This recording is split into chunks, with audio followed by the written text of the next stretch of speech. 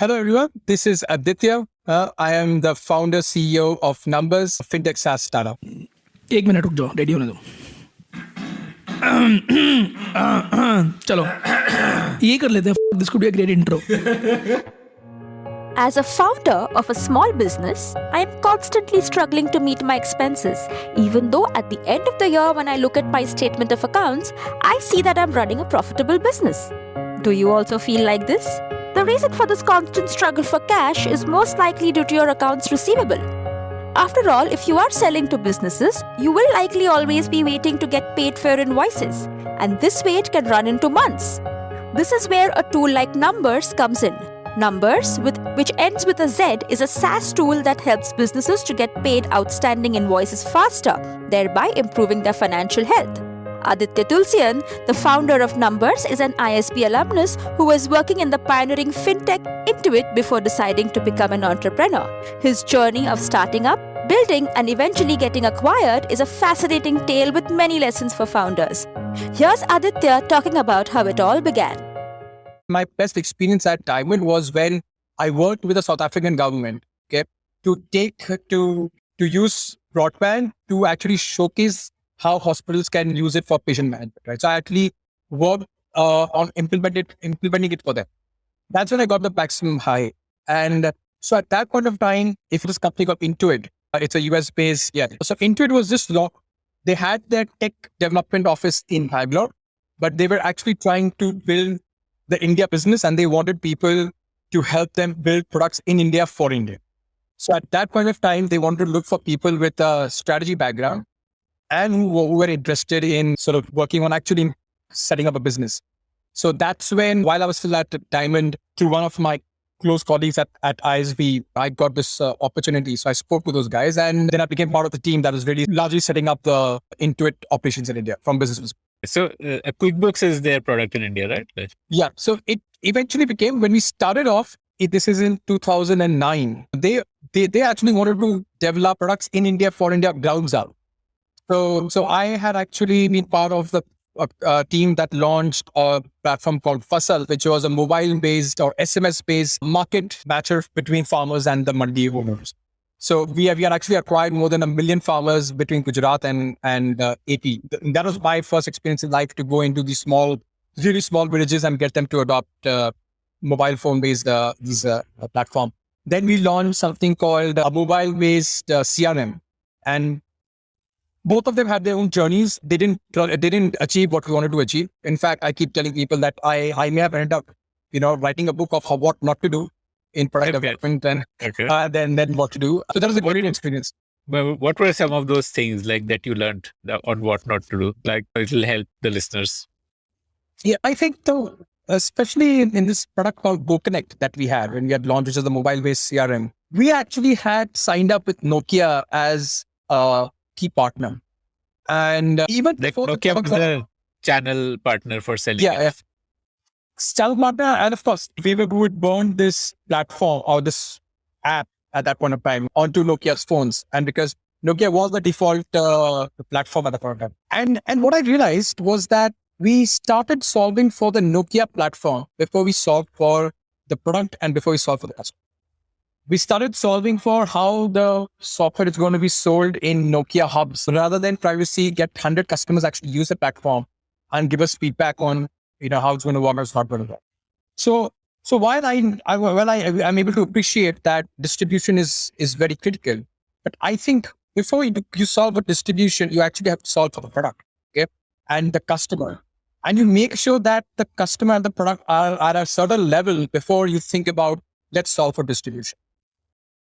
So I think that is one of the most important lessons that I learned. And the second piece I learned was, you have to be clear before you do an innovation. What is very important is you have to be clear about in some ways, the founder / stakeholder market fit. Okay.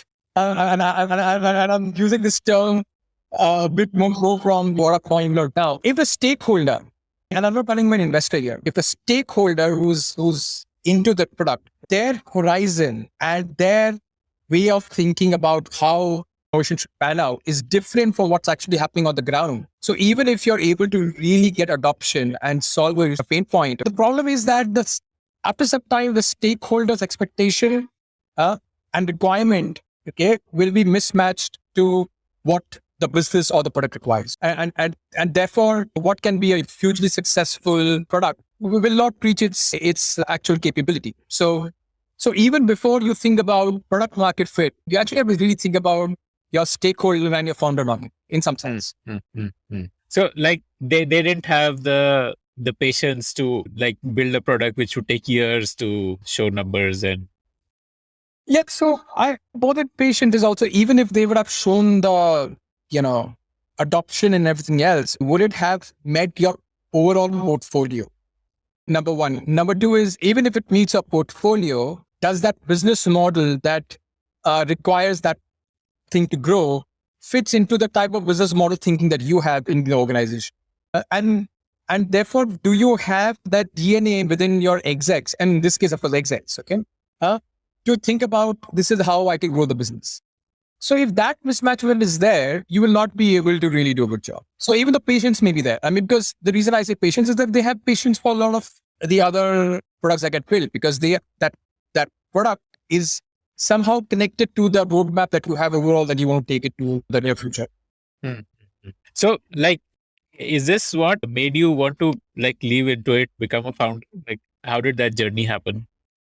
So after these two products that I launched, then finally we decided that, we will just get silverware, which is QuickBooks online, into India and South Asia and see if that grows. Okay?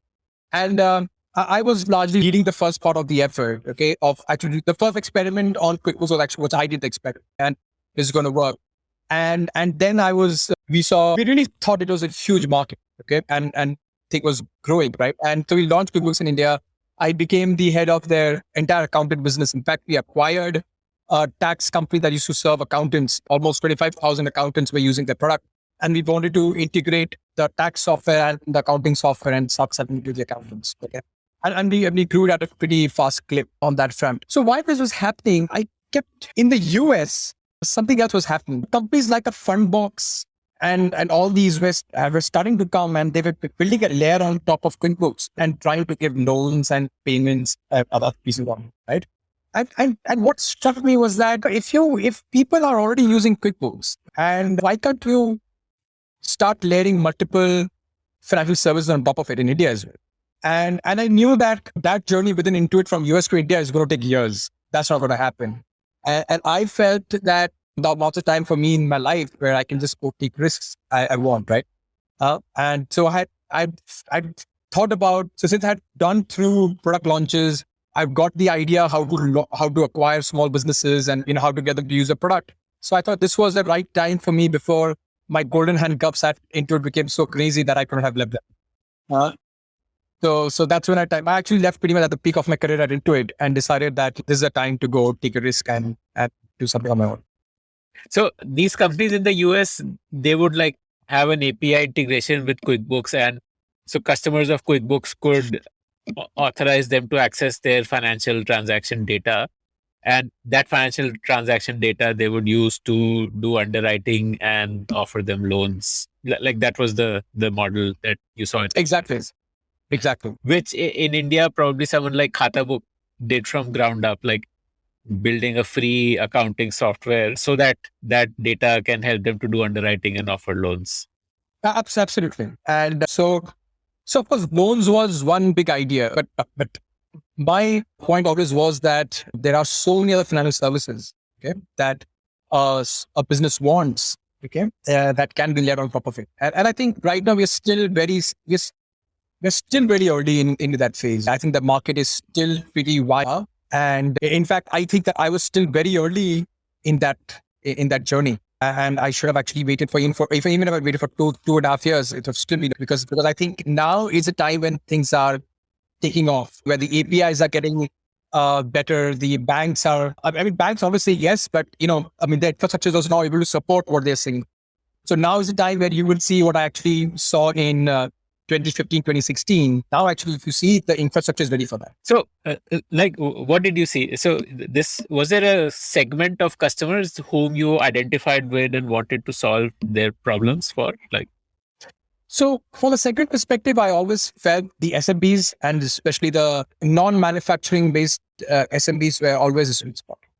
Okay. Say companies with a 1 crore to 100 crore turnover, something like exactly. Customers who were somewhere, let's say, for example, between 50 lakhs to about 25, 30 crores. That is the bucket that I always thought was a sweet spot because they've got started. Most of the financial services are expensive for them. I mean, forget expensive. Most of them you can't even get access to them because servicing there is an expense for most of the banks and financial services. And therefore, they would largely be bereft of most of these services. And by services, I don't just always mean lending.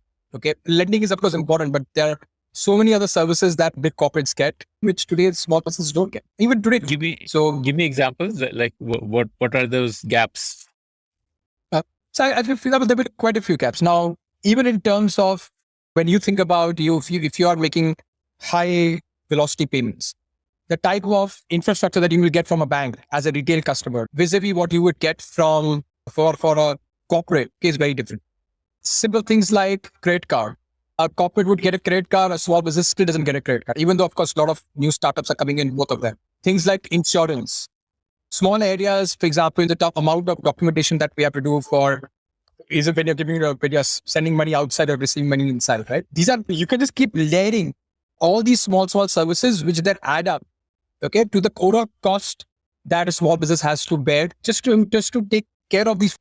So you quit Intuit with this insight. So tell me about that journey of actually getting this off the ground. When you quit, did you have enough money in the bank to bootstrap it, or did you want to first raise some funds? Did you want to find a tech co-founder, or tell me about that journey? How did you convert this thought into a business? No, so the good news for me was that while I was at Intuit, okay, I used to get my hands dirty in a lot of different pieces at Intuit. Okay, we used to have these innovation months or stuff like that, and I used to keep dabbling everywhere. So I had made enough and more friends within the tech community within that Intuit. So by the time I decided I wanted to quit, and Intuit asked me to stay back for 3 months before they let me go. So within those 3 months, I was able to go back to all the folks I knew at Intuit. So by the time I actually came out of Intuit, I already had my product co-founder. I already had my tech guy join us. And one of my very good friends from ISB, who actually was my Cordy as well, he used to be my guinea pig for all the questions I had in terms of how to run a business, because we're running a business at the time. So eventually the 4 of us just got together, and we one by one, they all had their own few months, okay, of taking care of things. And then eventually we all came out together. And so the first few months, of course, I was able to handle a few things, but then very soon, again, because of my work at Intuit, I'd been interacting with a lot of VCs and stuff like that. So I was able to pretty much get my first round of seed funding within a few months of just getting together as a team. Basically at a pre-product stage, you managed to get the seed. Yeah, it was pretty much a PPT that we used to raise our first thing. This is in 2015, early 2016. And what was the pitch to the investor at that time? What did you want to build? So my pitch was very simple, was that if you are able to build a software that people can use it for their cash flows management, so a layer on top of Tally or QuickBooks, and using that layer, can I work with the banks and NBFCs to give a loan? Yeah, so that was my pitch. Does cash flow management need a separate software? Your accounting software won't do that for you? So first of all, accounting software is always used by an accountant, right? That's one. Second is the problem with accounting software in most cases is it's a post facto entry. It's end of the month entry. You need to manage your cash flow on a day-to-day basis. And second is you don't always have to be a PhD in finance to really should be able to operate your cash flow. So these were some dramatic issues with every kind of accounting software that was available in the market. Even now, a lot of that's still there, right? So the idea was can you solve for a day-to-day finance function from a founder's perspective, And if you're able to do that and that data gets back into the accounting software, that's when you really solve the cash flow piece, because then you're not solving for accounting, you're really solving for your cash flow. Simple things like creating an invoice. If you create an invoice and when you create the invoice properly, the accounting software doesn't give you so much of power to the pure accounting software. But the founder or the business head needs it, or the finance guy also needs that software. And once that thing is taken care of as a workflow, the data could always get fed back into an accounting software. But now when you do that, that's when the founder now knows some number spending, I need to do this with the invoice, etc., etc., without waiting for the accounting to take place. What would be the user experience of this? Like an accountant would make entries in it, or like the founder could make entries in it? And what kind of data would they enter, and what kind of reports would it show them? Like, so as an example, so a founder could just have created a lot of other invoices on the platform. Okay, seamlessly create the invoice either on the mobile or just directly on the web. Okay, and then that becomes, so usually what used to happen is the following. In most cases, the founder used to have an Excel sheet where the founders would track to say, hey, this is the invoice that I have to do. This is the invoice that have been done. This is the typical aging. This is the contact of the customer, etc. So they usually have that entire Excel. Now, fundamentally, if you start creating the invoice on the platform, all this Excel is automatically taken care of. And the only thing that you need to check with the accounting software is if the amount has got paid and has got knocked off, then it could be pulled back into that kind of the Excel sheet. So now imagine the entire day-to-day functioning that the founder has to do and ask the accountant to say, give me this report for Tally or QuickBooks. Now it's available to him to take a real-time decision on how to manage his cash flow fundamentally. So that is inflows. What about outflows? Like, could you? Yeah, so similarly for the outflows as well, right? So our idea was that, and with this part is not what we did not go ahead and do it completely, was they could use our platform to manage all their expenses. They could pay the vendors through us. They could start making those entries through us and then eventually make a payment to us as well. Those payments could be vendor payments. Those payments could be salary payments. Those payments could be tax payments. All those could have been done. But what we start seeing is when you launch the platform, people were only asking us for everything on the receivables. They wanted to create more of revenue, the invoices. They wanted to track their invoice. Okay. They knew that even if they're on top of their vendor paying this, and it was also to do with the type of customers we got initially, right? They were not those high payment kind of companies. They were more like services companies who wanted to invoice more and had less of expenses. Yeah, their outflow must have been predictable. They would know this is my payroll every month. Exactly. These are the vendors I need to pay every month. So their concern would be that generate enough cash to meet outflows. Exactly. So when did you raise your seed fund? Like, and how much did you raise? So we raised in 2016, Jan 2016, and we raised about 650K. And then that money helped you to actually do the go-to-market, like build the product. And so what was the go-to-market journey? Like how did you, and so you said you were building this on top of Tally or QuickBooks. Like, so was that easy for a lay person to integrate, to do that integration? So that, how did you build the product in a way that integration was easy? So, well, actually, what we started realizing was, I'll answer the second part first. See, what we realized was that when the customers started using a platform, they would also be happy if I just was able to get them to download all the data on an Excel sheet. And they would then input it into Tally or QuickBooks, wherever it was. What we also realized was that the challenge was not whether it was difficult for a lay person to integrate. Actually, it's not that difficult. Okay? The challenge really was that in most of the cases, the way the early businesses didn't have Tally, they were basically giving this data to their accountant, CA, telling him not to do my piece, right? So therefore, for me, that integration wasn't a big concern at that point of time. For slightly grown businesses, by the time they start growing and they have their own accountant and stuff like that, and they have their own Tally, they usually would have customized Tally in a way that is very specific to them and Tally is very clear. So for me and you being in the same industry, same revenue size, same customer base will have two very different versions of Tally running, literally. So then we realize is that we can add value even without having a deep integration with Tally. We can still scale it up. And so though we had a Tally integrator and which was easy to plug in, most of the customers started using us even without having a deep integration with Tally. And that Excel output was good enough for them to give it to their accountant or CA and say, just take care of this from here.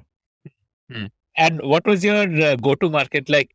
Did you position it as like a software product, or did you position it as a financing, like financial services, like sign up with Numberz to get access to financial services, or like what was that customer acquisition strategy? Brilliant question. Yeah, we struggled with this positioning for almost the first year of our journey. Not even after that, see, what we realized was that without the software, we are nothing.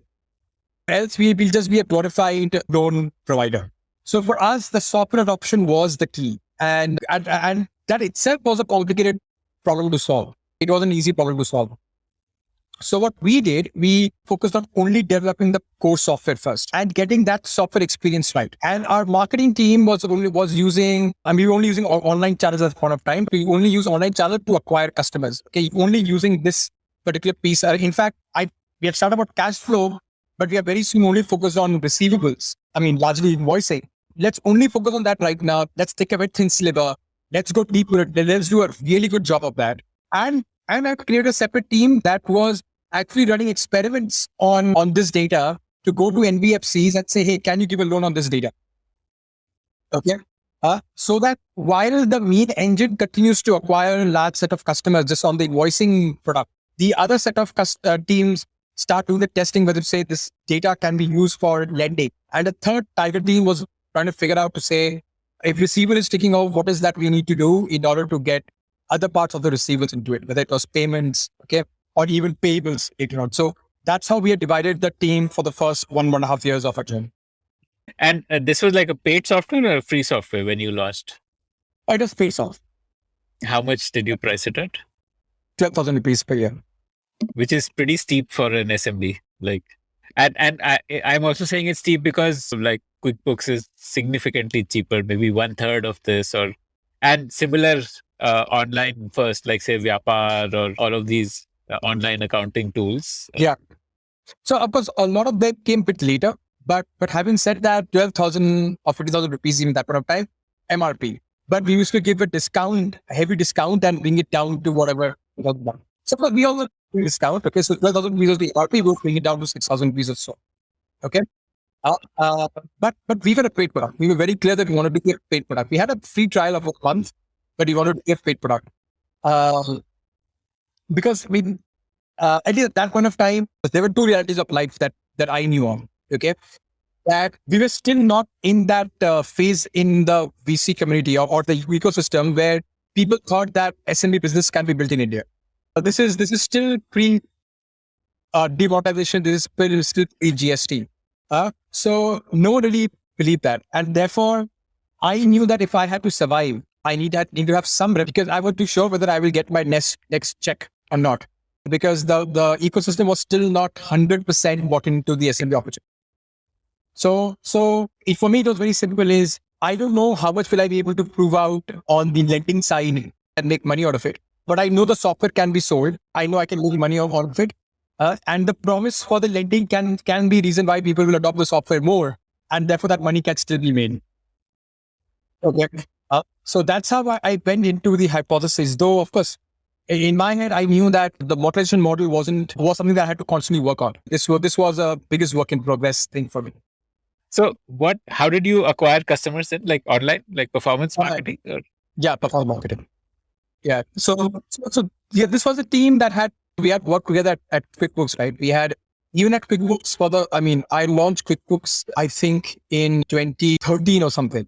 And for 2.5 years, the only thing we did was online acquisition for SMEs in India. So we knew how to do the Google tags. We knew how email marketing worked, right? So even for Indian SMBs, and it was it wasn't that expensive either. It was valuable. Right.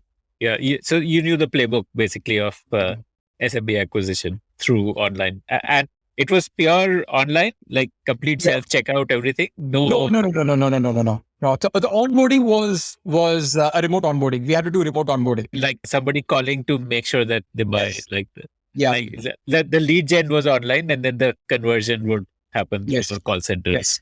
So how much revenue did you clock in 17, 18? I think we have started hitting over 25 lakhs or something a month.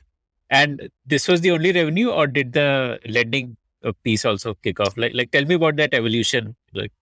Yeah. So lending was actually very interesting for us. What we realized was that if you remember in 2017 also, where there were only 2 or 3 really digital NBFCs as they call them. But banks used to tell us everything. Right? We will do it. But honestly, banks really didn't happen much. Okay. The NBFCs were far more open to doing things. But what we realized was which are these NBFCs? Digital NBFCs like Bajaj? So we had Capital Float and we had Lending Card. And there was one more. I'm forgetting. There were 3. Lending Card was our primary one. We've actually done a really decent number of loans. I think we had done 50 or 60 loans, something that's all through them. But of course, pretty much everything was, as I said, was manual on top of the product that we had. And what we realized is that for us to scale this up, we will have to think about getting a few more people to sign up with us from a lending perspective, because just with one would not going to work out. And second, also that for them to start using our data at that point of time, we would still have to put some skill in the game. So maybe do some religious, that's all. So we were still in that phase to say it is working.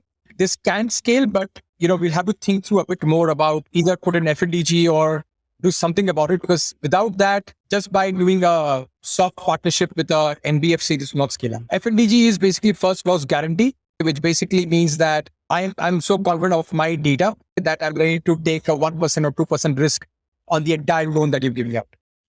And therefore, I will give that much amount of money as some kind of a deposit or a security to the NBFC or something like that.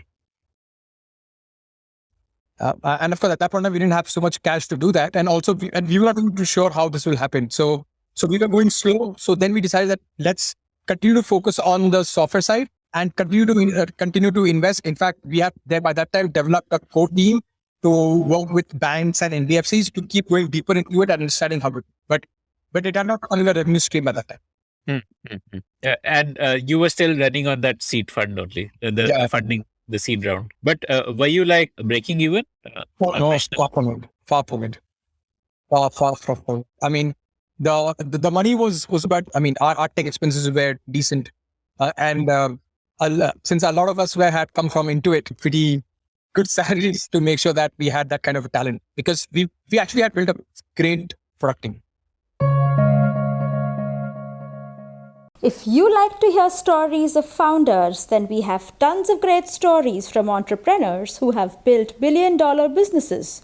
Just search for the Founder Thesis podcast on any audio streaming app like Spotify, Gaana, Apple Podcasts, and subscribe to the show. The folks who joined you from Intuit were like employees or like co-founders? No, I just had one co-founder. I mean, we had 3 co-founders. The product guy was, of course, the co-founder. The rest of them were all employees, but of course, they were early employees. So, okay. And most of them had worked with me before. This must have been like pretty stressful period for you, because that money must have been running out by 17, 18. Yeah. So at that point of time, what I've done is, to some extent, I was cocky. I was so sure of what I was doing. I had just taken out my own money and put in more into the company. And at that time, we did have a few investors also continue to be interested in us. And actually that led to our funding from Sequoia in July 2017. Okay. But to be told, I actually ran out of money in February. Okay. And I didn't have money to pay the March salary. I had put in my own money. I had gone to my K Capital, which was one of my first investors. They really were always bullish about what we were doing. So they also put in a bridge round, and then we got our Series A/Pre-Series A from Sequoia. How much did you raise? 3 million. And so, tell me the journey. It's a pretty fascinating story so far. So when Sequoia funded, then how did that change your trajectory or your strategy in terms of product strategy or monetization strategy or customer acquisition approach? Or yeah. So one thing that changed between February and July was that we had also got selected for Yes Bank's Fintech Accelerator. And largely we started seeing that, as I said, and I still hold that vision, that the banks had just started coming up with their APIs and that they wanted to integrate their APIs into our platform. We wanted to create this new age kind of experience for small businesses in India. And Yes Bank was trying to go very aggressive on the SMB side.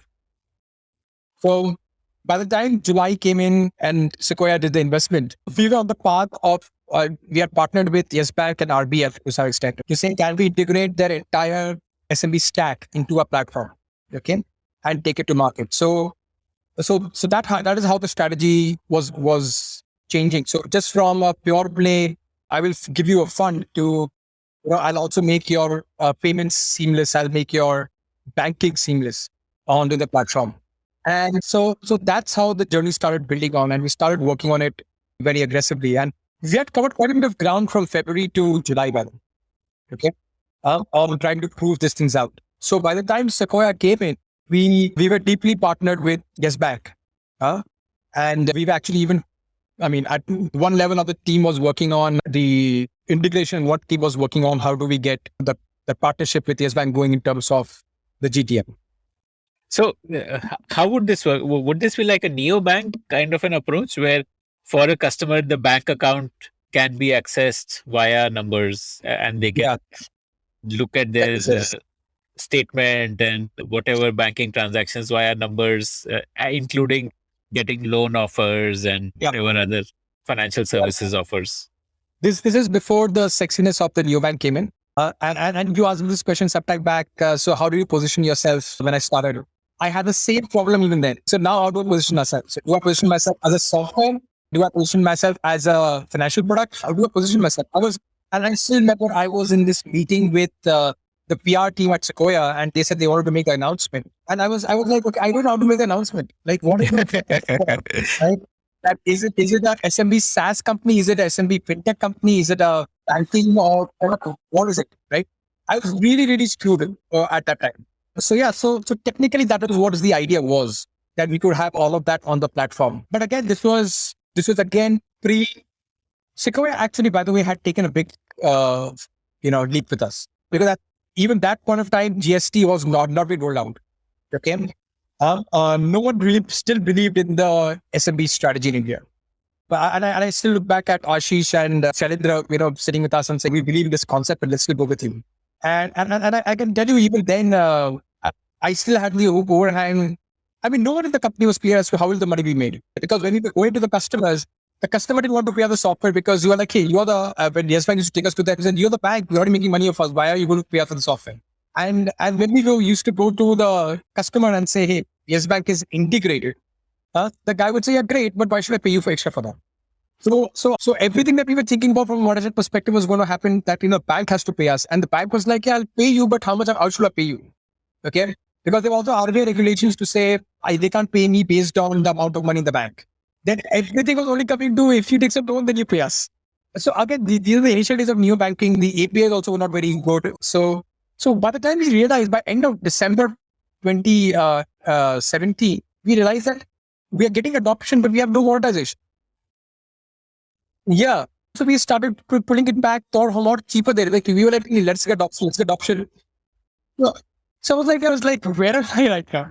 I still don't know कि पैसे कैसे बनेंगे पूरे इसमें, right? I was still struggling a lot. Okay. And I remember one thing that, and I think this is one of the mistakes I did. We had one conversation at a board level, and we said, hey, let's aim to say the next round you'll be able to raise if you're able to get $1 billion in revenue. And I think that one line stuck in my head. Okay. And I kept every day used to come back to my office and say, Acha, how will I make this $1 million in India? QuickBooks also hasn't made $1 million so far. Okay.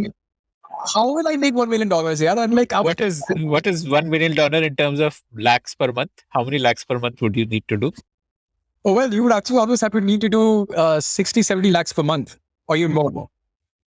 So therefore I was like, how will I really make this money? Because also what's happening is that we were touching the glass ceiling in terms of how much we could acquire online. We're not getting more customers. So we needed these channels also, and the cost of it will also go up. So all this was going on. And the worst part was that a lot of the bank APIs were not ready to support current account type of transactions or requirements. And I'll give you a difference. When you are an individual, okay, how many complicated transactions are you going to do on a bank? How many are you? There is no negative balance in savings account. Yeah. Okay. And second is here, like how many times are you going to download a bank statement? How many lines of bank statements are you going to have? So that even as a small business, the complication is way too high. So now the banks were not ready for all these complications. They were ready for an SME, for an individual, and to some extent solopreneur, but not an SME also. And if I have to make money, I can't go to solopreneur, तो वैसे ही पैसे नहीं दे रहा है. Okay. So I have to go to an SME, and the banks were not ready to if you're not supposed not ready to support these requirements. So again, I was in this quandary to say, what will I charge them for? Again, hindsight is 2020. I think had I taken a decision to say, just screw it, monetization will happen 2 years later. Maybe if the ecosystem was at that point to say, don't worry, let's just go ahead, just acquire customers if you figure it out. Maybe if that was the thing, I would have not fit it so much. 2017, and I also, it was, and I remember telling this to Sequoia once. I was like, the moment I raised money from you, I suddenly came under pressure, my own pressure to say, hey, dude, now you have money from Sequoia. Okay. And this is the best you get to, right? Now you, so it's for you to quit from here.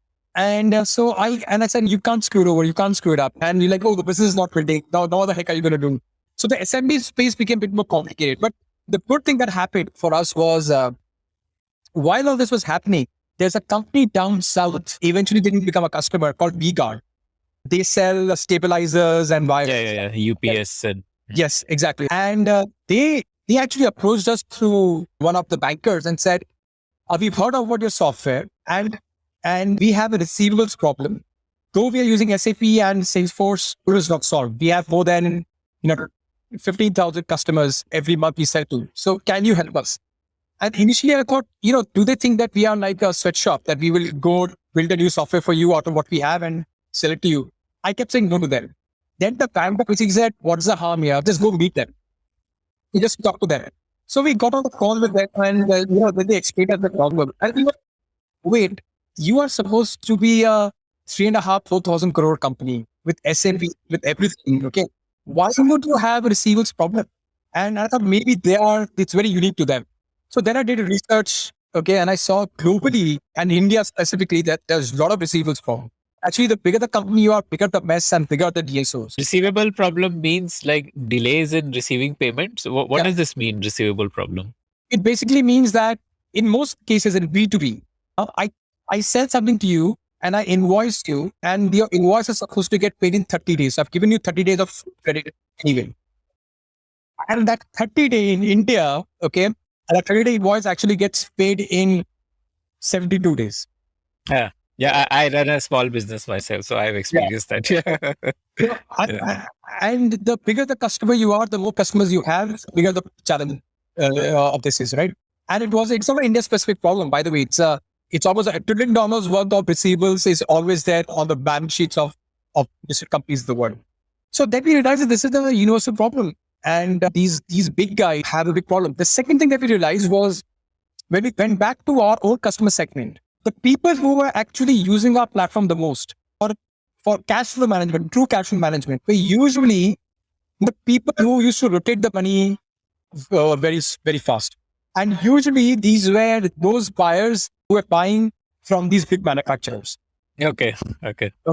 Because they were buying from them, they were selling it to a small retailer, rotating. And the big buyers used to sell to these guys. And the other thing that we realized was, these were also the guys who you used to take the loans and who used to get the roll approval because they were able to rotate money. And lending cards of the world, all these guys were actually giving money to them. So that we realize is that we are already serving this part of the ecosystem. The one, if you do a bit of backward integration, this is the guy who actually has a problem and he wants our solution. So what if, and these guys are not paying us too much. So what if we go to the big guy, sell him a software, okay, which he paid us for, and then in turn we can solve their problem. Okay, so this basically became a trade financing problem. The trade financing problem is the problem where it is under-tapped, very lucrative, very safe. Okay, and if we're able to digitize this, is where the huge amount of money comes in. And whether it is the clients, whether it's the large credit cards of the world, whether it is the NBFCs, they all want to get into this space. And this is where it clicked to us to say, hey, if you're able to solve this problem, we'll be able to solve our biggest problem of monetization. And therefore we'll actually be able to make money in this entire ecosystem. So I just want to kind of recap my understanding.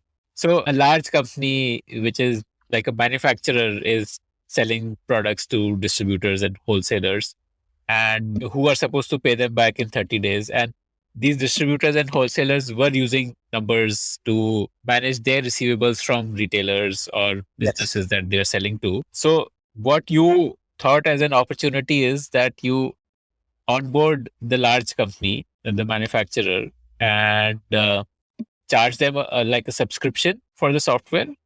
And the wholesalers, distributors who are buying from that large company, they're supposed to pay back in 30 days or whatever X days as per the terms of the contract.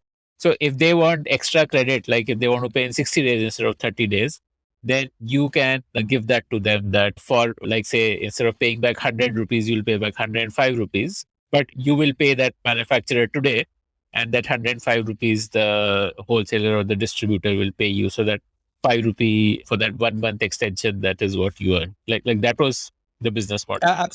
Absolutely. You should have been my VC, man. Sorry, it was the exact flow. Okay. And what we realized that the only difference was the manufacturer was ready to take 95 films. Okay. Buyer would, even if he paid us 100 or 105, that spread, that arbitrage was where we could make money. So that is where the idea, and because this whole transaction was flowing through our system, we could always underwrite the risk of the buyer, because we knew that. Right. Because the manufacturer has the sale data and the payment data of that wholesaler. So you can see he's been buying X quantity every month and he pays back in these many days. And so, Exactly. and there is a history of doing it for the last 1 year. So you can underwrite him. Exactly. So this insight, and we did a lot of research on this one, and then we realized by December 2017, early 2018, this is the only way money can be made in this entire piece. So we will have to reimagine, instead of acquiring SMBs, we have to acquire the top of the value chain. And once we acquire the top of the value chain, we will be able to serve the SMBs who we really want to serve as part of a vision. So this is how then we actually went to the board, told them we may actually pull back from selling software to the SMBs, but rather we'll sell software to the top of the value chain. And then, but why sell software now? Because now you are into bill discounting as a space. So would you still sell like a paid software, or would that software just be a way to enable bill discounting? Yeah. So bill discounting would have only happened after the software was there. And that's how I always think that else I would just be like an NBFC. So for me, getting the software was the number one important piece. Another realization that I've always had is, if the software is not paid, the corporate is never going to take a hit for it. They will haggle. They will haggle for, Indian customers anyway don't pay, but they will haggle for it. But if it is free, they will never use it anyway. So you need to charge them. They need to know that they're paying for it. Then that's the time when they implement the resources, because actually in a corporate, so the cost of software is actually negligible if you really ask me. It is a cost of implementation for them. Their own implementation cost is so high. So for that to happen, there has to be a push in the ecosystem to say, you have to implement the software because I've started paying for it. And that's the time when the owner, the MD, the CEO, whoever, or the business head, then puts their skin in the game to say, now my budget is gone and I want to make sure people use it. Okay. And we knew that the real crux of all of this was not actually access to funds. The real thing was the data. If the platform was adopted properly, we would have the real rich data, the real time data. And that is when we can really differentiate the entire trade finance business. So, and did you create separate pricing slabs then? Because for a manufacturer, maybe the product would also need to be different than for a distributor or a wholesaler. Yeah. So we did that. But what we did, again, the one thing I always learned that into it was that you always have to pick your thin sliver. So what we did was that because we were moving away from the SMB kind of a cash flow product, okay, which we had both AR and AP and everything else, we said, no, we will only focus on AR for the corporate to start with. So we only started building AR for the corporates. And we said, we'll only focus on that, only get them to use the platform. Okay. And once they start using the platform, and we are able to sort of stabilize that, only then will we go to the next levels. By selling to the corporate, we knew that we will make some money at least. So we said, let's just focus on that. The money will also come back. We'll be able to get quality data. And therefore, by solving for them, our product will become really robust. So we focus only on solving for the corporate who had large customers. But you already had like SMEs using your product for a year, right? That continued like. That continued for some time, but then again, I realized that as a small company, the tech team could not have been divided into the SMB focused product and the corporate product. So 2018 September, I actually stopped all new sales of the SMB product, and we decided only to support the existing ones, and all the tech resources only went on focusing on the new AR software. Okay, and what was that price at? So on an average, it was priced at around 10 lakhs to 12 lakh rupees a year. And I guess the heavy lifting in this would have been the integrations, like to let it work with the ERP, which a corporate has.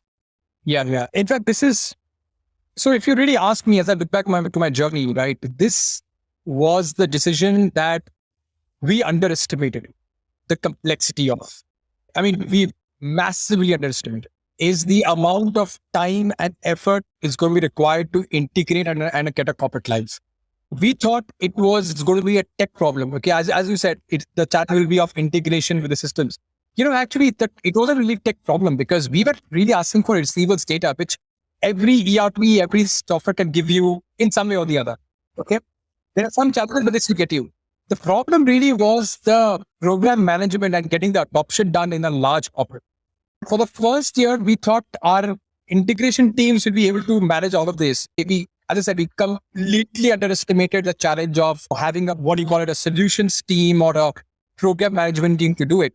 So it came to a level where by 2018, end of 2018, we started having customers sign up for the platform.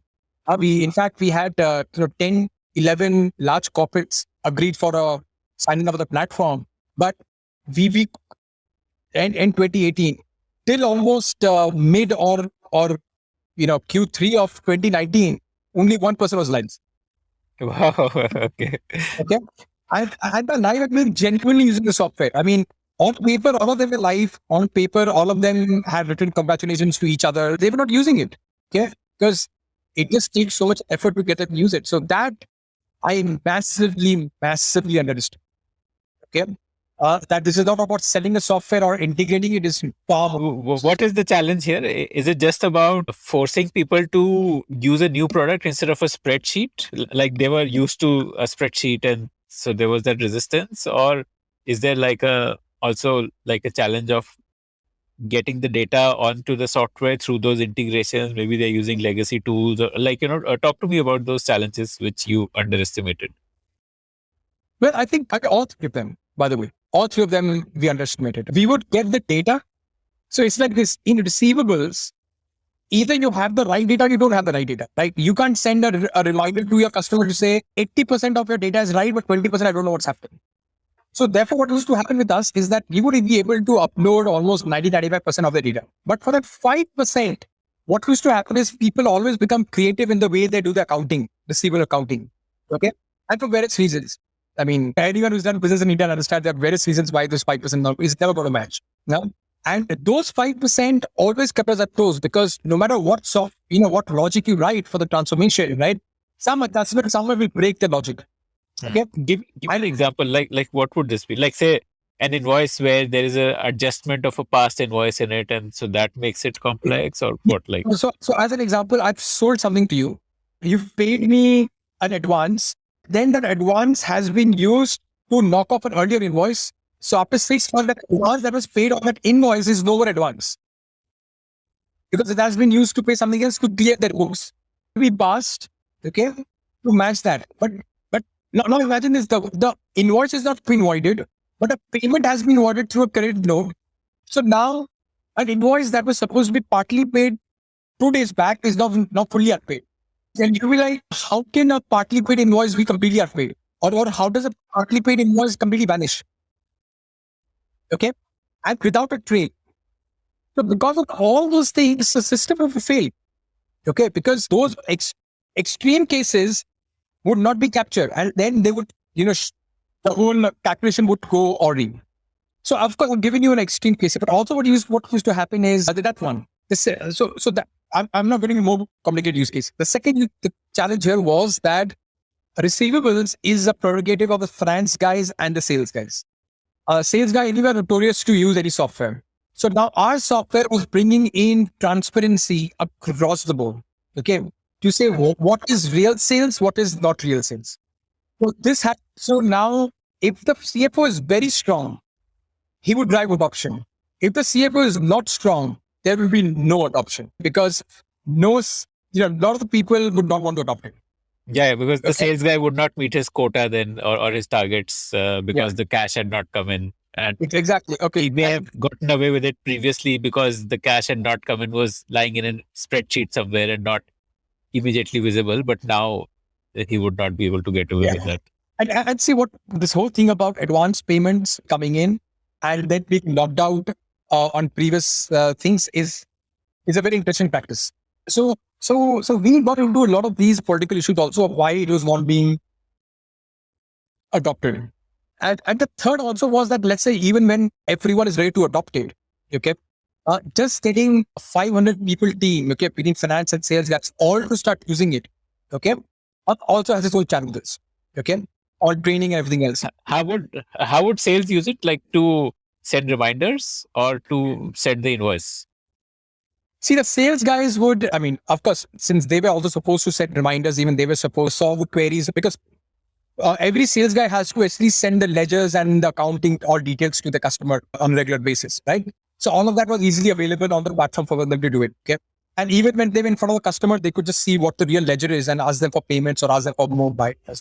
So that is how the sales guy used to use it. But what was more important is the sales guy had to at least log in into the system.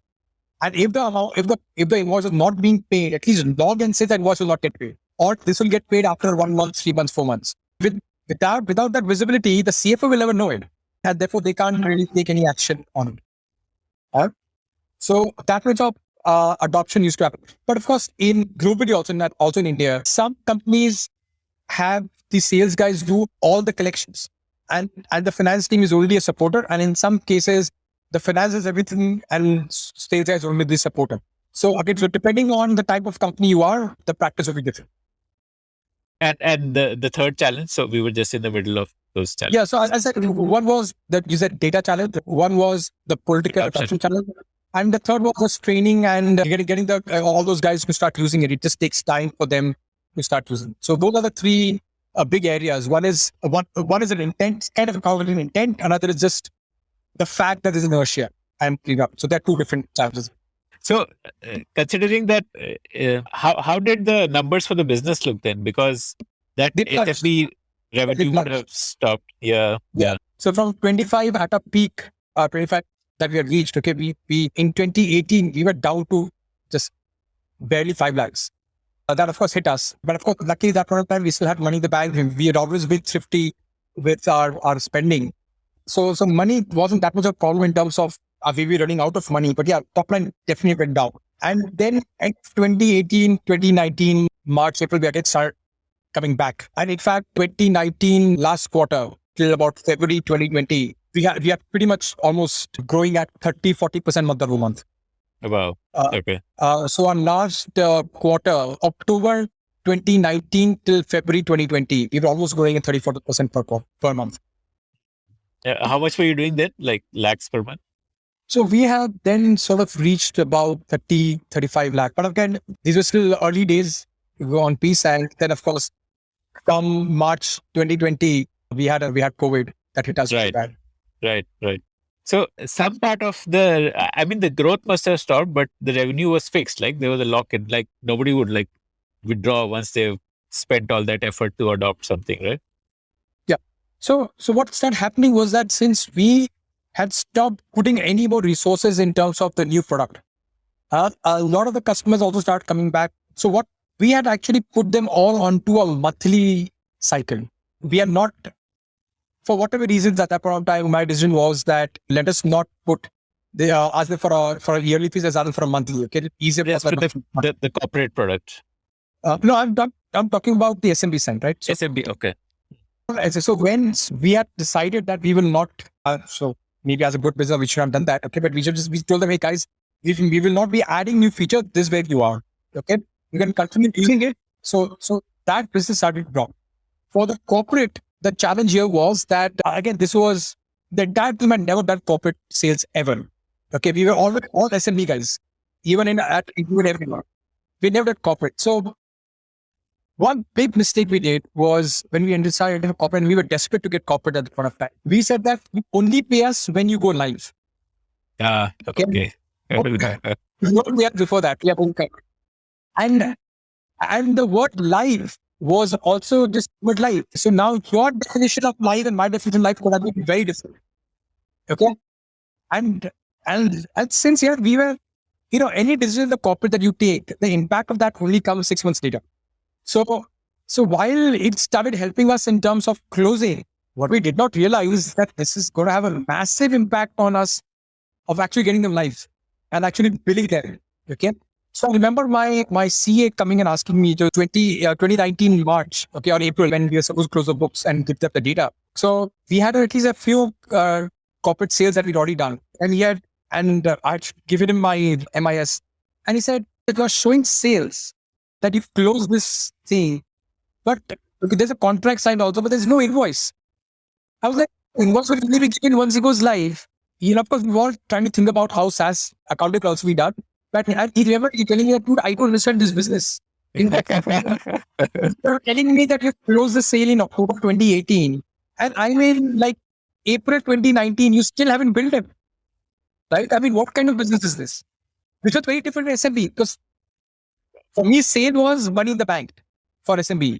I'm going to invoice them. Forget about doing it. So those were some of the challenges that we start facing. And as I said, since no one anticipated these things when we were thinking about all this, these are all pains that we started going through when these also hit us. So how did you fix these issues? Like you had one issue of a very long turnaround time, like from the sale to going live, and the other issue of the collections also starting when it goes live. How did you fix them? And like once the lockdown started, did companies like deliberately go slow on going live just as a way to defer? I mean, that's another story. I don't even know that's but your point. So one thing I realized was my challenge was that we were not able to anticipate problems on this front, right?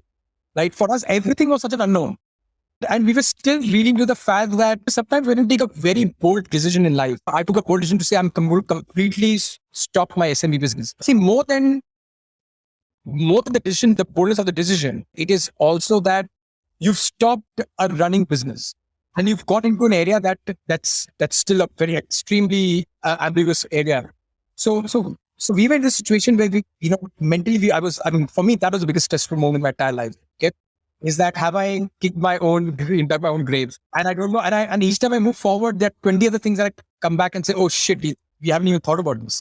So the first thing I did was I actually hired, a very senior guy, who was an ex-Oracle. He had run 2 startups, and he's actually a guy I was going to for quite some time for advice. I somehow used all my charm that I had to just say, dude, join us. And he luckily, I don't know why, but he fell for the charm. He joined us. And because he had an experience in enterprise with Oracle and other pieces, he started putting things in place. The first thing he said that, fuck everything else, I'll just be part of the customer success team, right? So he built the customer success team. He put everything right there. Then he started looking at the sales side to say, hey, how are the areas that we need to improve on the sales side?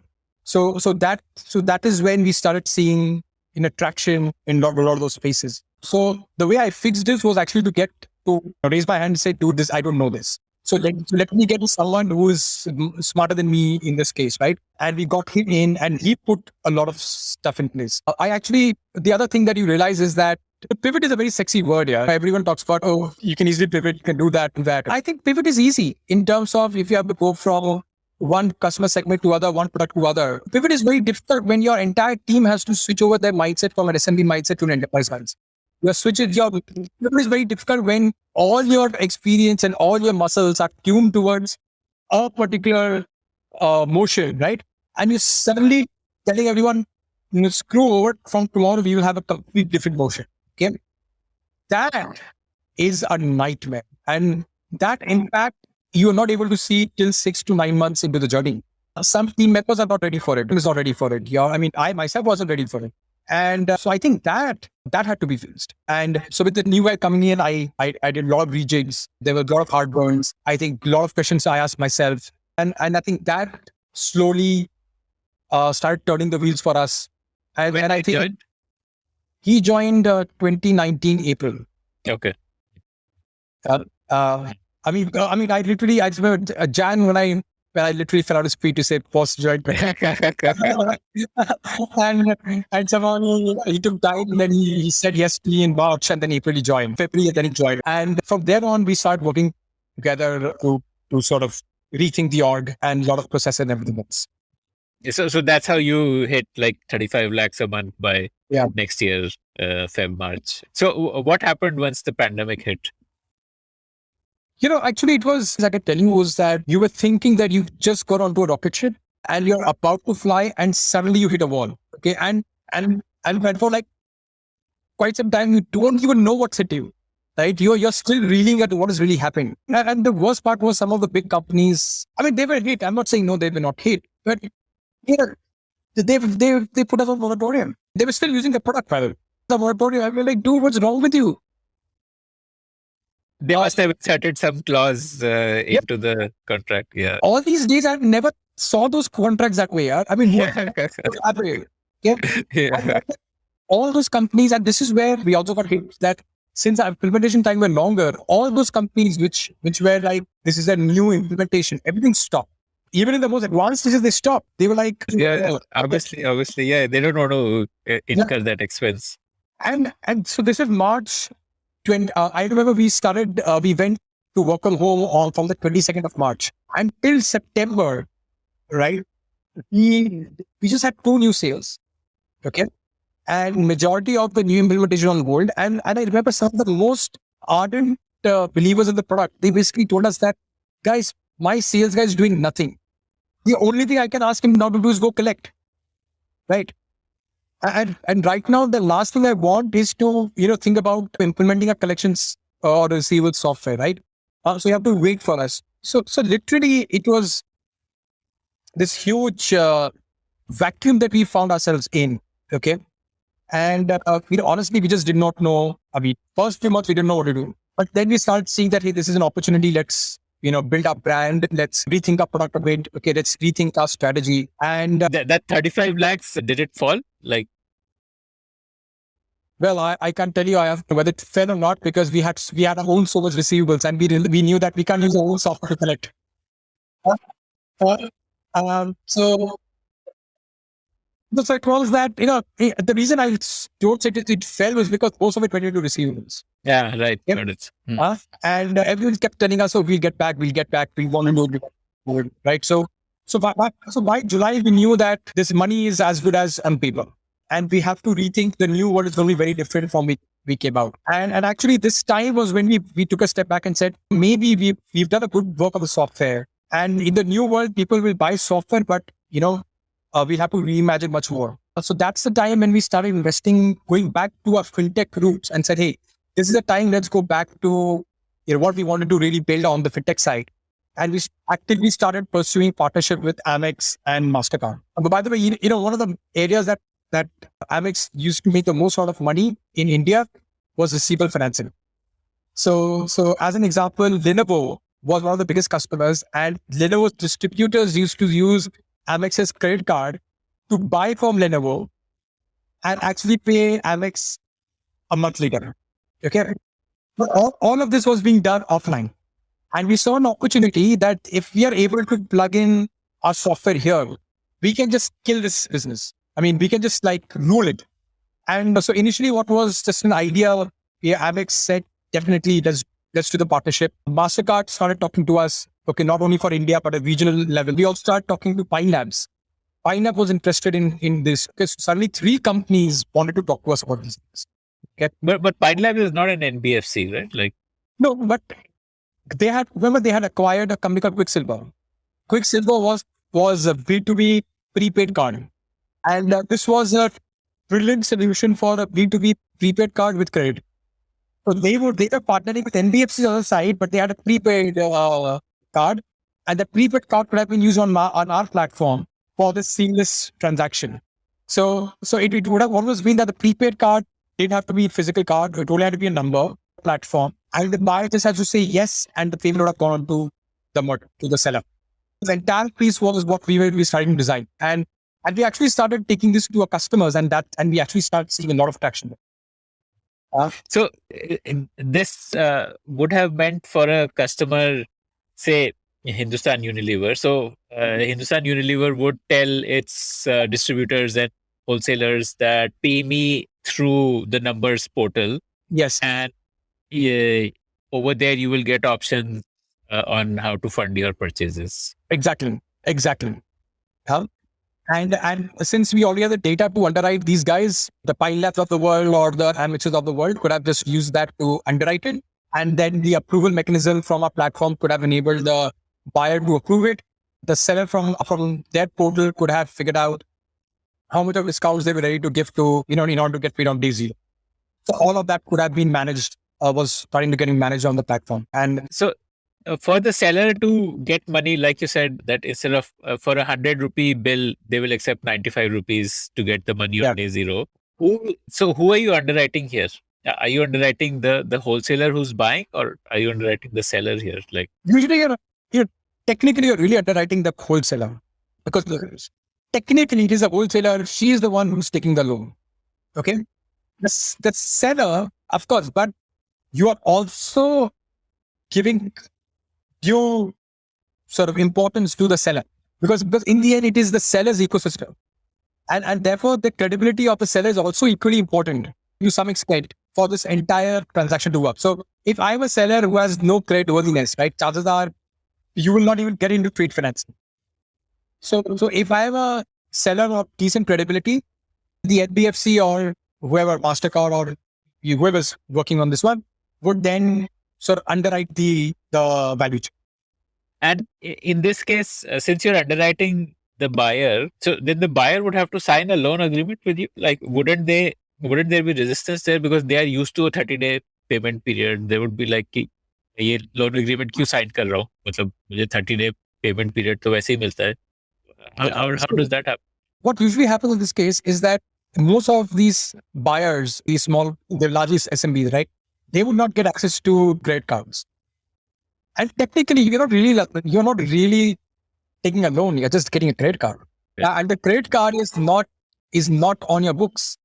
It's an accounts payable. It is not a liability. And plus, if there would be options to get a buyback of all those things were all there, right? So for the buyer, there are actually decent amount of incentives beyond. I think that's the reason why the credit card works, because the credit card is not really a loan product. Yeah, it's not a loan, right? Okay. Right. So hence, everyone was happy. The ecosystem was happy. And just to clarify, so what the seller here, like say Hindustan Unilever, is pushing to its ecosystem of wholesalers and distributors is a credit card. They're saying that take this credit card and do your transaction through this. Yes. And that credit card can only be used on the Numberz portal, can it be used? You could start with that and then you could extend it. See, the NPFCs, now here's the interesting part of why a Amex or a MasterCard really wanted us. Once the Amex card or a MasterCard card is with this buyer and the buyer has a decent history, she can, be given an extended credit and saying, use this credit for things beyond Numberz as well. Yeah. And that is where the real money is being made, because the interchange there is so high. Because in this trade financing fees, the interchange is very small. So you would get a few pips. So why was pips is like 0.01, like one BPS is 0.01%. Yeah, 0.01%. Exactly. Right. I mean, we really get small amounts. So the reason why Pine Labs and all were really interested was because they would acquire the customer through this channel and still make some money. Okay. But by extending them a bit more credit, the prepaid card could have been used for anywhere else. And when the prepaid card now is being used in a transaction outside of the Numberz system, the transaction fee that Pine Labs or Amex would have earned would have been significantly higher. Okay. Now suddenly taken the, like the SMB and really been able to sort of make money on multiple ways through the SMB. Yeah, it's a customer acquisition channel for them. Yeah. So that is how the credit card game was played. So that's the reason why of all the pieces, the credit card piece was the most exciting for all of us because it was solving multiple problems at multiple levels. But for a credit card, there has to be an issuing bank also, no? Like MasterCard is just the network, right? So how did you do that? Like that collaboration? So with MasterCard, we had not reached that level. MasterCard, we were still at an early stage. But second was Pine Labs was the MasterCard partner. Okay. So as MasterCard is also an investor in Pine Labs. So the only difference here was that Pine Labs was coming to us more from a prepaid perspective rather than a postpaid perspective. So the instrument was prepaid instead of postpaid. That's the only difference that a bank could have bought in technically. And Amex, of course, did not need any bank. Yeah, Amex is its own bank. Yeah. So the way we were operating was that Amex and Pine Labs were our proof points. MasterCard was our eventual scale. And we were plan was that if you're able to prove 2-3 customers with Amex and Pine Labs, right? It's a very strong proof of probability. Right? And then pretty much if this proves out end to end, we can just take and at that point of time, we can give the platform completely free of cost or literally free of cost and not haggle over how much are you going to pay us. To people here means not corporates, but the SMBs. No, corporates. So idea was that in theory, we've proven these things out. We've spoken to enough customers. They are interested. We just need to get the entire framework working off and then we'll take it off. And actually, Amex had taken us to the entire team. We had presented to their head of sales. We had presented to their India head. We had presented to their product head. Okay. And we were all pretty much aligned and we had a team working specially with us, take it live. So essentially then your pitch to a corporate would no longer be buy my software, but it would be get paid on day zero. Exactly. So now from an efficiency play, I was getting a grow the business play, but also enable your customers to buy more from you because you're getting the credit. Yeah.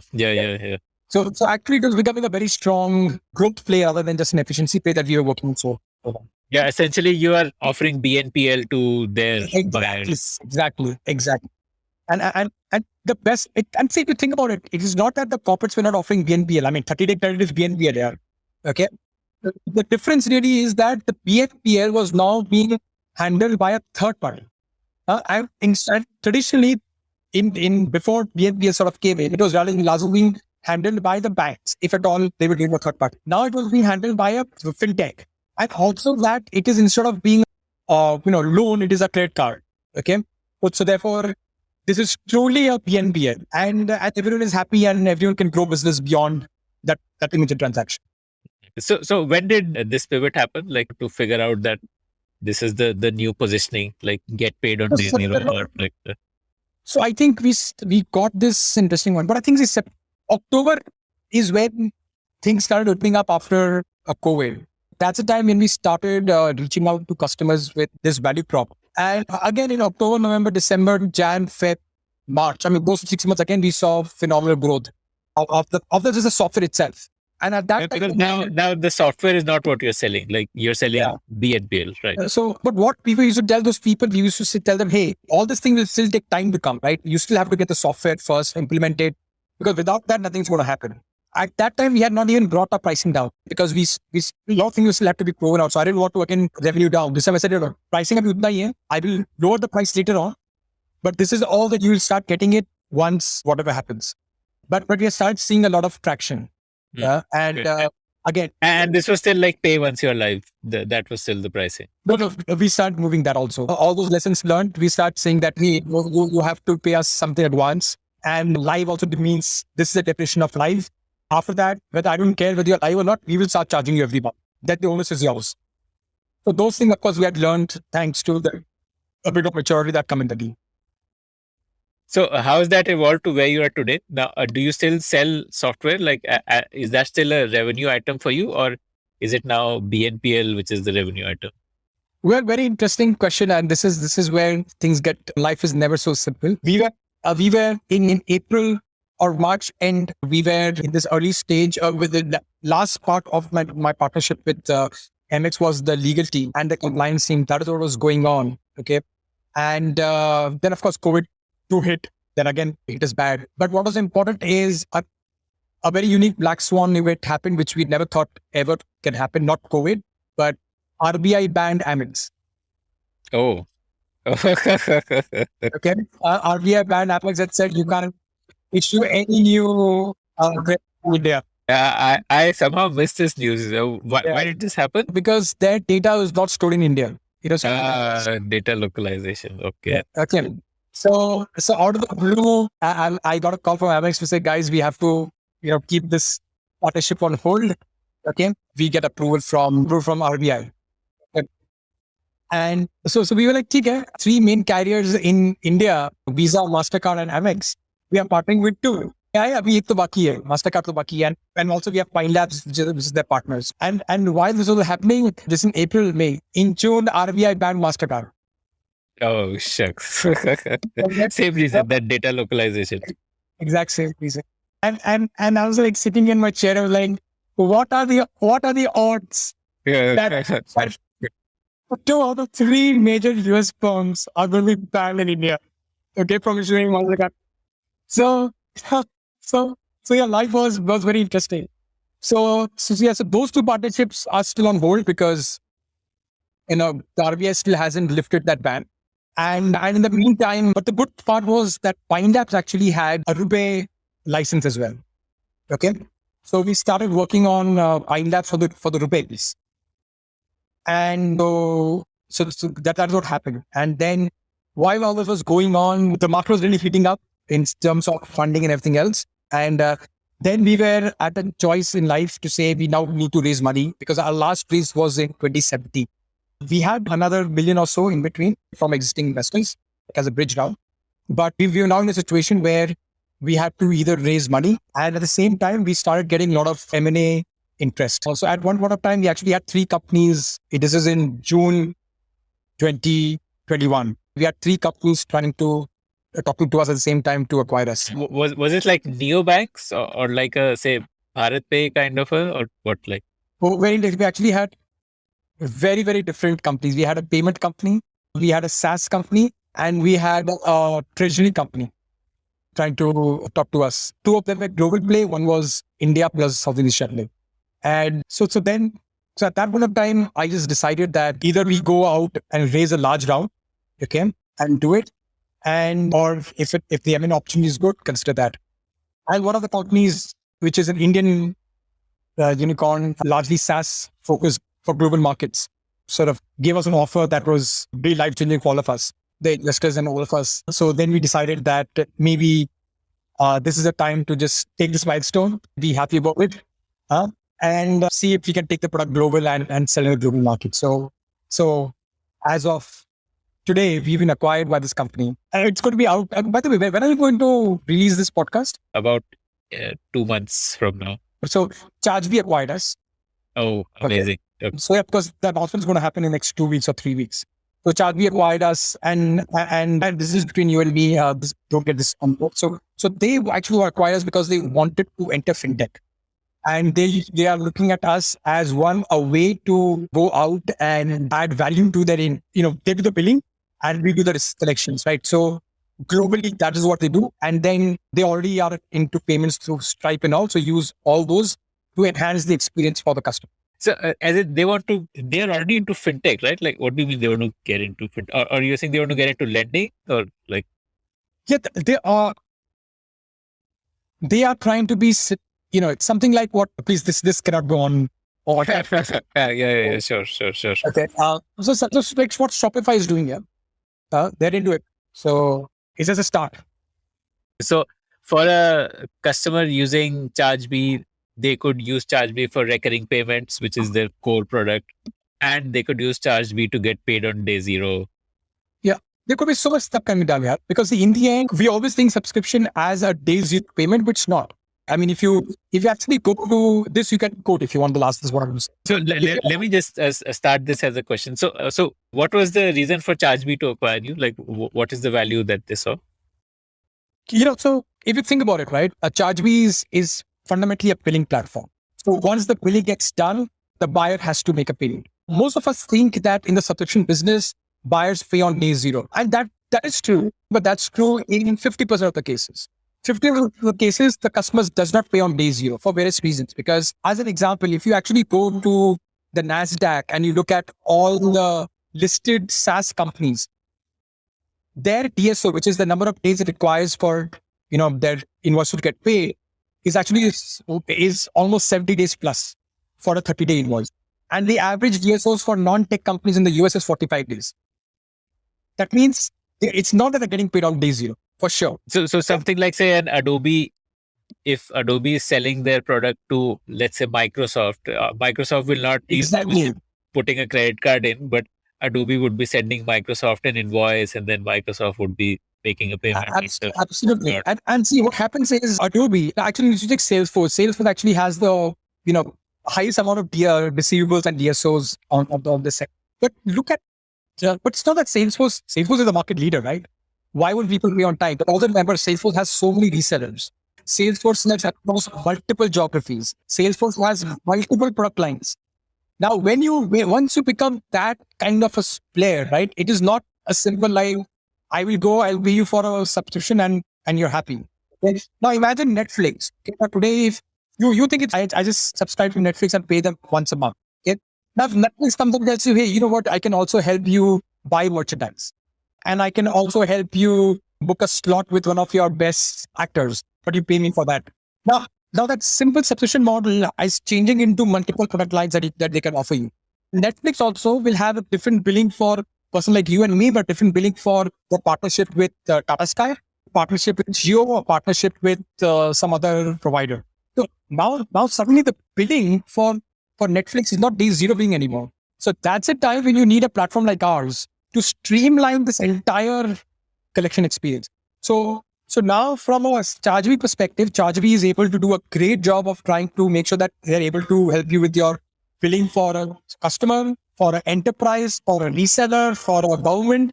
And then we come in and say, we will become a single platform to help you streamline collections of all these people.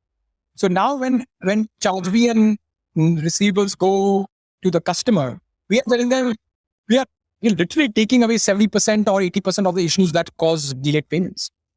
So what would be the roadmap now for you? Because now, first, let me quickly understand in India, what was the roadmap. So you would have essentially wanted the buyers, like distributors, wholesalers, to sign up on the Numberz portal, and sign up means they get a credit card, like a digital credit card, and which they can use to pay their outstanding bills from companies like the sellers who are using Numberz. This card would be provided via Pine Labs.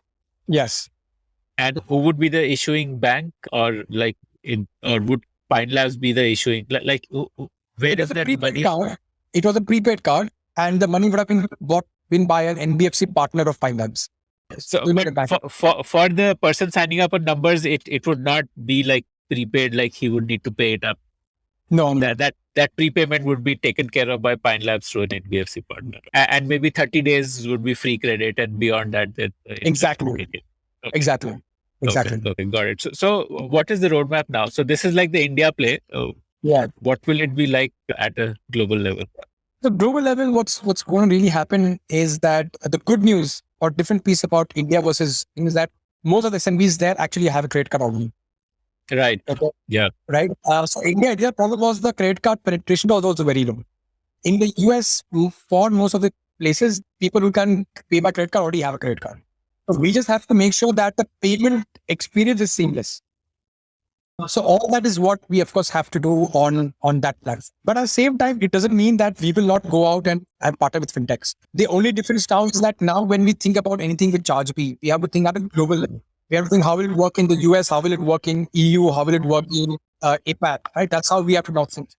So this is the same ambition that we had in India. For that to be implemented, we also think that it has to be at a global level. So I think that itself is there, but eventually the roadmap that we had in India, it just has to be now thought through from a global perspective, and therefore always every decision that we take we can partner with Amex, but now we have to partner with the Amex at a global level. Like for a country like US, then it is not a BNPL pitch anymore, but it's a collections product. Like this is a great collections product to help you bring down the number of days it takes you, that DSO number. So this is a product to bring down DSOs for you. Like that would be the pitch, because there, as you said, SMBs already have credit cards. Yeah. So I think you're absolutely right. At one level, you're absolutely right. And that right now they are saying that you're not extending too much credit to those guys anymore. We don't need to extend. Their credit card will have care of that. So the only thing that we have to then do is we have to ensure that this experience is seamless for the buyer and the seller. And what more incentive can you give to the buyer to not pay the same credit card, not pay on day 29, but pay on day 5? So that kind of incentivization layer has to be built in. You could give an offer to them that pay now and just pay 99 cents on the dollar, like something like that. Exactly. Right. So you can do that. And that would create an incentivization to say, you anyway have to pay me. You anyway have to pay me by credit card. So real time, maybe every day that amount would get updated. Like if you pay me today, then you just have to pay. Exactly. Yeah. Dynamic discounting. 97 cents, or after 1 week, you have to pay 98 cents on the dollar, like that. Got it. So just help me understand ChargeBee's business model. I thought it was like a payments company where they would take a... No. In fact, they are not they are a hardcore, they're a subscription billing company. And in fact, they started off as a subscription billing company, where, as the example, a Netflix would have used them to bill their customers on a monthly basis or whatever frequency basis.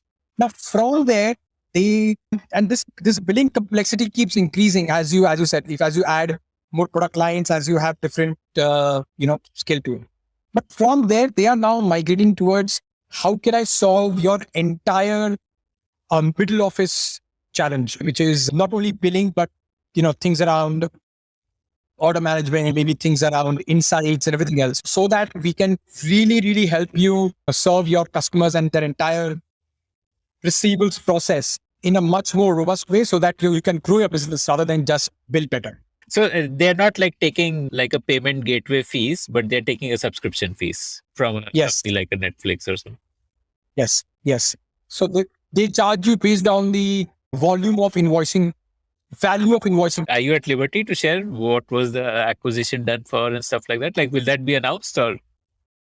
Yeah, that's the only piece that we're still going back and forth with that legal team, on how that has to be said. There are various reasons why. I don't even know what has happened, but it still happened. So right now, as I'm telling you, the script is still being written on what has been announced and what not be announced. But the only thing I'll say is that the investors are happy.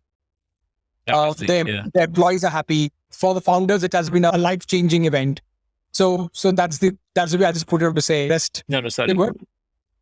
Like I was asking you, like what is your plan? Like, do you intend to stay for like a transition period and then start your next venture, or like what do you think you would be? Well, by the way, I mean, on a very genuine note, one is Krish is someone that when I look up to successful entrepreneurs, okay, and you say, hey, this is who's someone that you can relate to the most, as this is the person I would want to be like when I'm trying to develop a scaled company, right? Krish is someone I look up to. And in fact, he was the guy who convinced me in early 2019 that there's a huge opportunity in the receivable space globally. In fact, that meeting with him in Chennai actually gave me confidence that we should do this. So I'm very happy the fact that I'm working with him and learning with him how to develop a globally scaled up company.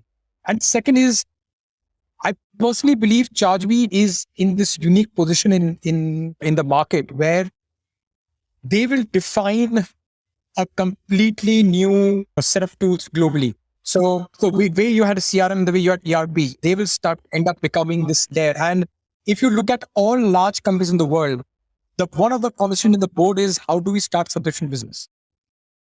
Today, they are the most valued subscription billing company in the world today, as I speak to you. So, and they're like a Shopify for subscription business. Yeah. Okay. And they're only getting started. The opportunity is huge. So, and they're doubling almost every year at that scale also. So from that perspective, I just think as an entrepreneur, the number of years I'm going to spend over here is a MBA for me on how to build a global business, how to create a category defining business. So I just think as an entrepreneur, I'm sure I'll start something on my own at some point. But I think this is a place that I can learn so much, and maybe there's still a lot to learn. And maybe this is a place that I can do something with ChargeV and grow to a level that is beautiful. This was the Spotlight presented by The Podium. To listen to more such interesting conversations, log on to thepodium.in.